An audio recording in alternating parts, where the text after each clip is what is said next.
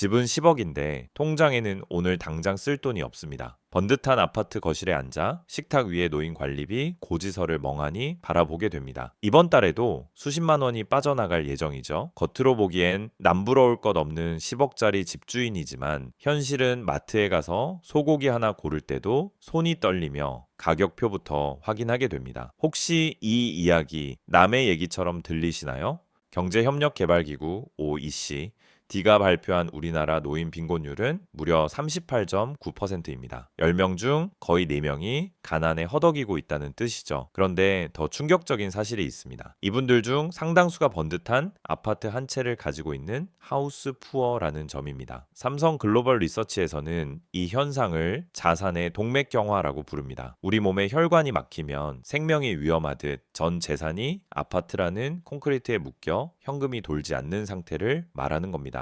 수십억짜리 집에 살면서 점심은 컵라면으로 때우는 삶. 이것이 바로 지금 우리 세대가 마주한 현실입니다. 안녕하십니까? 이 소장입니다. 오늘 영상 끝까지 보시는 분들께 저는 딱 하나를 약속드리겠습니다. 영상이 끝날 때쯤이면 여러분 손에는 죽을 때까지 현금이 마르지 않는 집으로 가는 비밀 지도 한 장이 쥐어져 있을 겁니다. 이 방법 하나면 남은 30년 동안 돈 걱정, 사람 걱정 없이 편안하게 주무실 수 있습니다. 구독과 좋아요는 여러분의 노후를 지키는 가장 확실한 보험입니다. 꼭 눌러주시고 댓글에는 집이라는 글자 하나만 남겨주세요. 자, 우리가 그렇게 믿어왔던 아파트가 왜 노후에 가장 큰 적이 되었을까요? 여기서 반드시 봐야 할 중요한 사례가 있습니다. 바로 우리보다 20년 먼저 고령화를 겪은 일본입니다. 한때 일본에서도 도심 외곽 신도시 아파트는 성공의 상징이었습니다. 하지만 지금 그곳은 어떻게 되었을까요? 관리비를 내지 못해 엘리베이터가 멈추고 고독사가 발생하는 유령 마을로 변해버린 곳도 적지 않습니다. 결국 일본의 노인들은 뒤늦게 깨달았습니다. 그 거대한 아파트가 자산이 아니라 자신을 가두는 감옥이었다는 사실을요. 서울 40평대 아파트에서 20년을 살아온 78 세박 사장님의 이야기를 들어보겠습니다.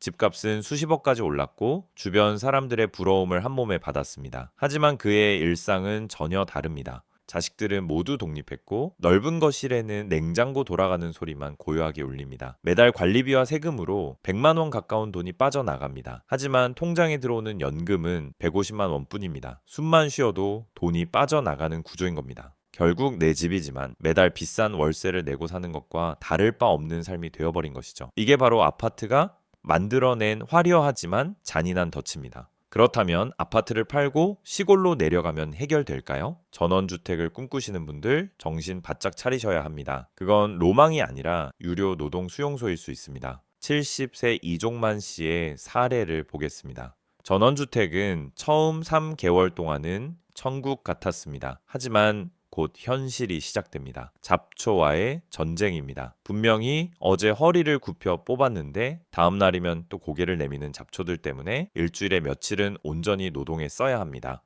겨울이 되면은 상황은 더 심각합니다. 무릎까지 쌓인 눈을 혼자 치워야 합니다. 제설 작업하다 허리 다치는 건 흔한 일입니다. 병원 한 번 가려면 차로 40분, 마트는 30분 거리입니다. 나이가 들어 시력이 떨어지면은 그곳은 사실상 세상과 단절된 섬과 다를 바 없습니다. 더 무서운 건 환금성입니다.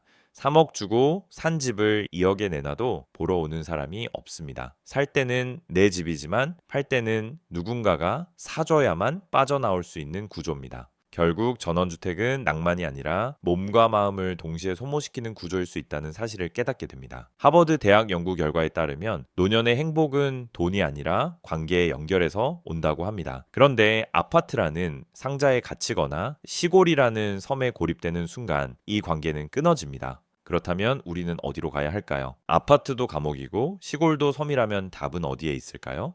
지금 똑똑한 60대들이 조용히 움직이고 있는 곳이 있습니다. 일본의 실패를 교과서 삼아 새로운 길을 선택하고 있는 사람들이 늘어나고 있습니다. 그 답은 특정 도시 이름이 아닙니다. 전주나 원주 같은 지역이 아닙니다. 정답은 도시가 아니라 조건입니다. 요즘 일본에서 떠오르는 전략이 있습니다. 바로 콤팩트 시티 전략입니다. 행정력과 복지 서비스가 집중된 도심 거점에 모여 사는 방식이죠. 우리식으로 말하면 바로 복세권입니다. 복세권이란 복지관이나 복지센터를 내가 원할 때 언제든지 걸어서 쉽게 갈 수 있는 위치를 의미합니다. 단순히 편리해서 좋을까요? 아닙니다. 진짜 이유는 여러분의 지갑에 있습니다. 비싼 아파트에 묶여있던 돈을 깨우면서 동시에 삶의 질은 오히려 더 높여주는 구조. 그 열쇠가 바로 이 복세권에 숨어 있습니다. 비싼 관리비를 내며 집 안에 갇혀 지낼 것인가? 아니면 집을 줄여 확보한 현금으로 복지관이라는 거대한 공용 거실을 내 집처럼 사용할 것인가? 이건 완전히 다른 삶입니다. 하지만 여기서 중요한 질문이 하나 남습니다. 단순히 복지관이 가깝다고 해서 모든 문제가 해결될까요? 절대 아닙니다. 여기서 우리가 절대 놓치지 말아야 할 핵심이 있습니다. 왜 이사가 노후의 비극이 아니라 오히려 축제가 되어야 하는지에 대한 본질적인 답입니다. 지금 여러분을 괴롭히는 문제는 딱 두 가지입니다. 하나는 돈이 집에 묶여 있어서 쓸 돈이 없다는 것. 그리고 또 하나는 나이가 들수록 사람을 만날 기회가 점점 사라진다는 것입니다. 이 두 가지를 동시에 해결하지 못하면 어떤 이사도 결국 실패로 끝납니다. 그래서 필요한 것이 바로 진짜 전략입니다. 이 막막한 상황을 한 번에 뒤집을 수 있는 핵심 전략, 바로 자산 유동화 전략입니다. 이 전략의 핵심은 간단합니다.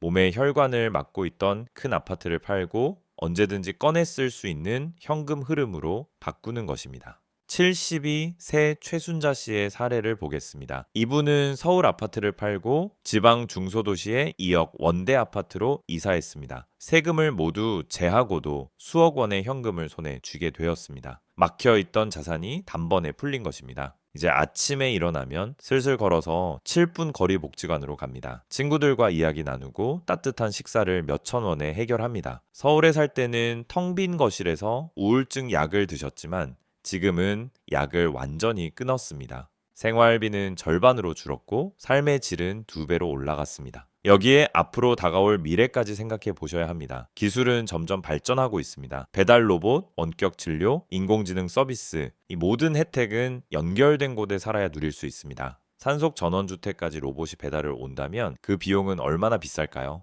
반면 인프라가 갖춰진 중소도시 아파트는 미래 기술의 중심지가 됩니다. 가장 먼저 혜택을 누릴 수 있는 곳이죠. 지금 바로 휴대폰을 꺼내 지도 앱을 켜보세요. 그리고 현재 살고 있는 아파트를 기준으로 도보 10분 원을 그려보십시오. 그 안에 복지관, 병원, 시장, 공원이 모두 들어와 있습니까? 이 원 안에 모든 것이 있어야 합니다. 그래야 여러분의 노후는 비로소 생존 가능한 구조가 됩니다. 자, 이제 질문을 드리겠습니다.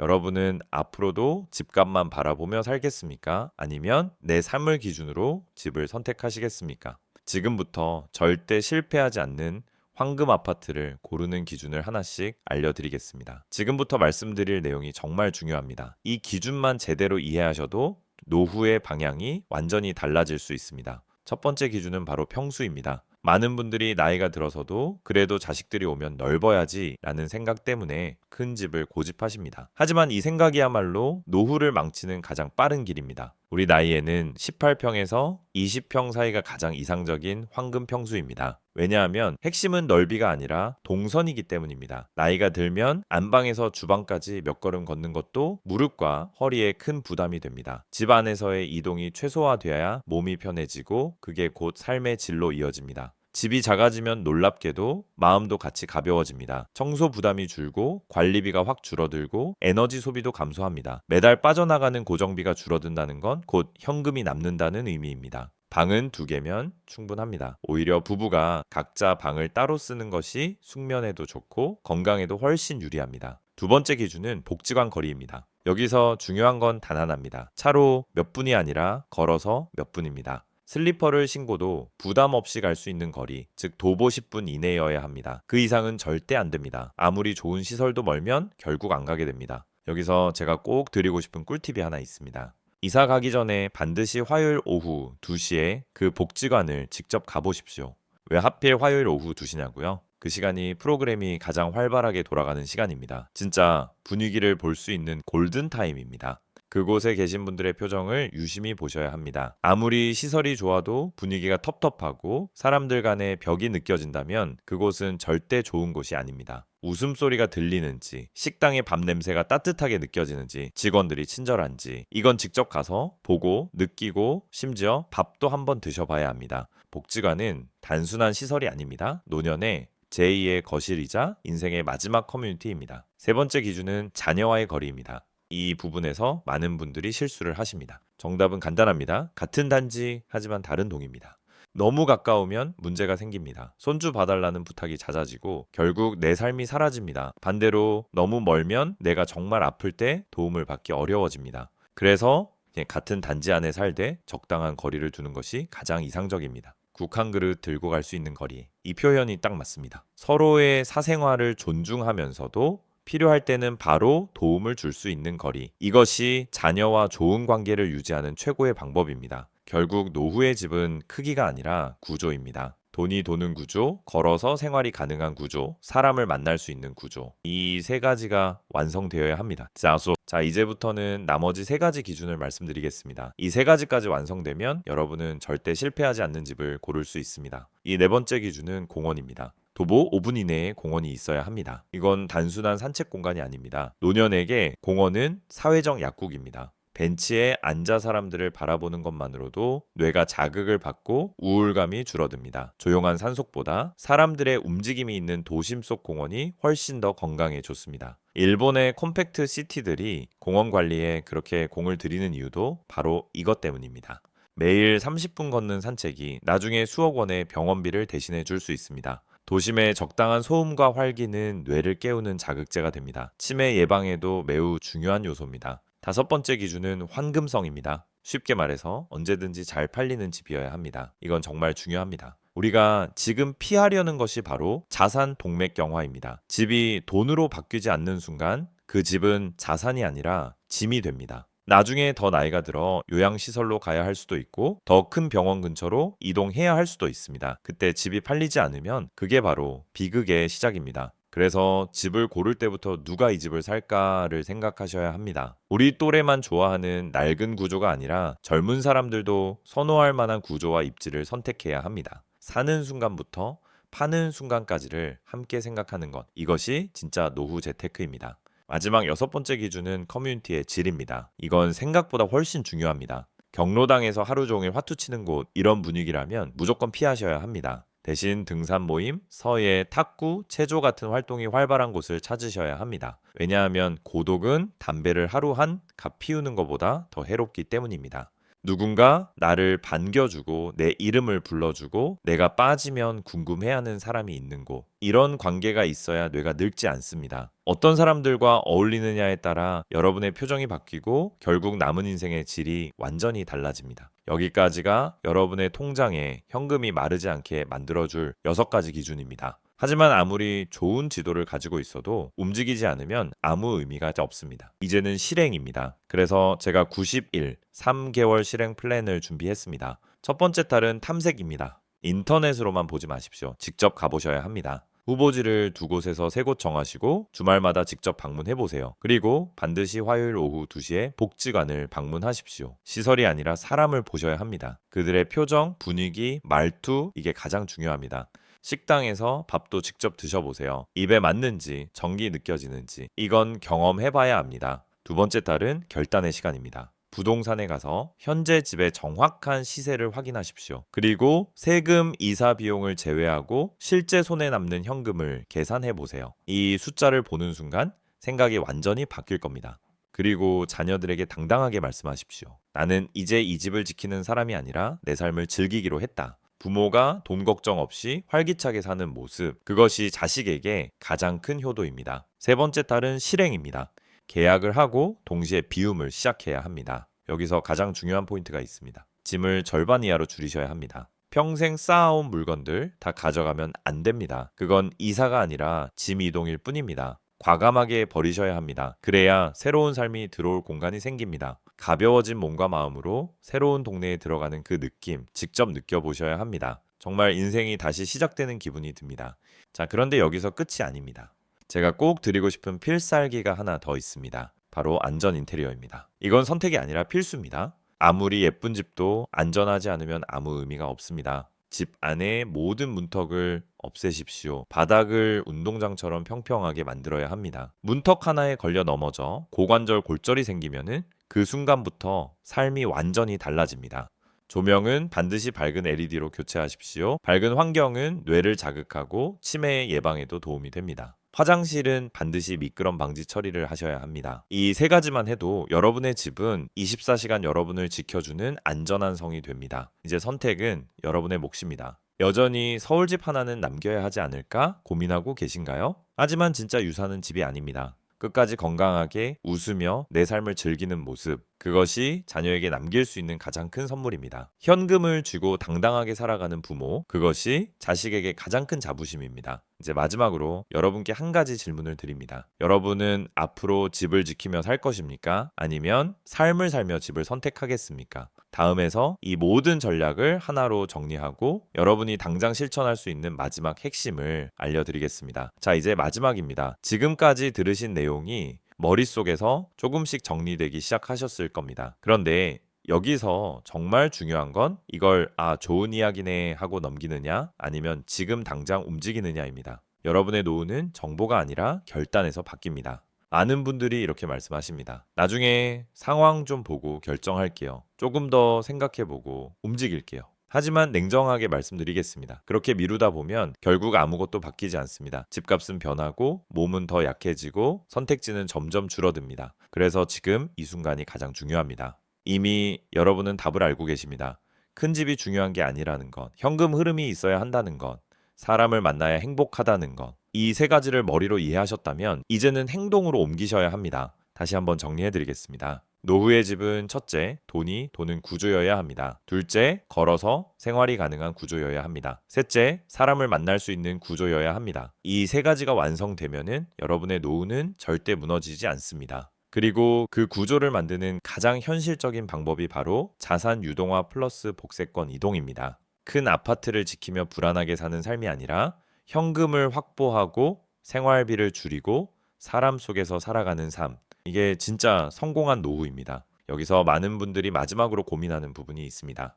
그래도 혹시 집값이 더 오르면 어떡하지? 지금 팔면 손해보는 경우 아닐까? 이 질문 정말 많이 받습니다. 그런데 한 번만 생각을 바꿔보십시오. 여러분이 지금 들고 있는 집은 투자 상품입니까? 아니면 내 삶의 공간입니까? 노후의 집은 투자 대상이 아닙니다. 내가 편하게 숨쉬고 안전하게 살고 사람을 만나며 웃을 수 있는 생활 기반입니다. 집값이 오르는 것보다 더 중요한 건 여러분의 하루하루입니다. 오늘 하루를 불안하게 보내는 삶과 여유 있게 웃으며 보내는 삶. 이 차이는 시간이 갈수록 더 크게 벌어집니다. 그리고 잊지 마셔야 할 게 하나 있습니다. 시간은 기다려주지 않습니다. 지금은 계단을 오르내릴 수 있지만 몇 년 뒤에는 엘리베이터가 없으면 집 밖에 나가는 것 자체가 힘들어질 수 있습니다. 지금은 혼자 장을 볼 수 있지만 조금만 지나면 누군가의 도움이 필요해질 수 있습니다. 그래서 움직일 수 있을 때 움직이셔야 합니다. 이건 선택이 아니라 준비입니다. 여러분이 지금 결단을 내리면 앞으로의 10년, 20년, 30년이 완전히 달라집니다. 그리고 그 변화는 단순히 돈의 문제가 아닙니다. 사람이 달라지고 표정이 달라지고 삶의 온도가 달라집니다. 실제로 복세권으로 이동하신 분들을 보면 공통점이 있습니다. 얼굴이 밝아집니다. 이건 돈으로 살 수 없는 변화입니다. 매일 아침 오늘은 누구를 만날까 기대하는 삶, 혼자가 아니라 함께 밥을 먹고 웃을 수 있는 삶. 이게 바로 우리가 원하는 노후 아닙니까? 이제 마지막으로 아주 간단한 행동 하나만 부탁드리겠습니다. 지금 이 영상을 보고 계신 바로 이 순간 휴대폰을 꺼내십시오.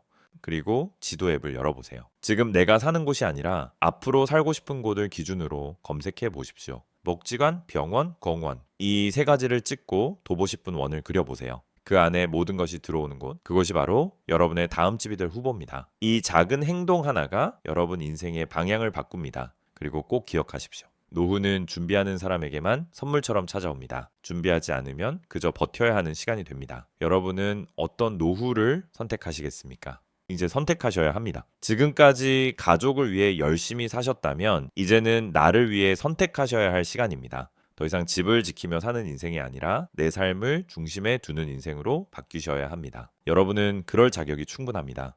마지막으로 한 가지 부탁드립니다. 지금 바로 댓글에 집이라고 한 글자만 남겨주십시오. 이 댓글을 남기는 순간 여러분은 이미 변화를 시작하신 겁니다. 다음 영상에서는 많은 분들이 복세권을 고를 때 빠지는 가장 치명적인 함정 3가지를 정리해서 알려드리겠습니다. 이걸 모르고 선택하면 좋은 집을 고르고도 다시 후회하게 됩니다. 여러분이 같은 실수를 반복하지 않도록 제가 끝까지 함께 하겠습니다. 오늘 영상이 여러분 마음속에 작은 용기 하나라도 남겼다면 그걸로 저는 충분합니다. 주변에 아직도 큰 집 때문에 고민하고 계신 분이 있다면 이 영상을 꼭 공유해 주십시오. 그분의 인생을 바꿀 수도 있습니다. 저는 다음 영상에서 더 현실적이고 더 도움이 되는 이야기로 다시 찾아뵙겠습니다. 시청해 주셔서 진심으로 감사합니다. 오늘도 건강하시고 당당하고 활기찬 하루 보내십시오.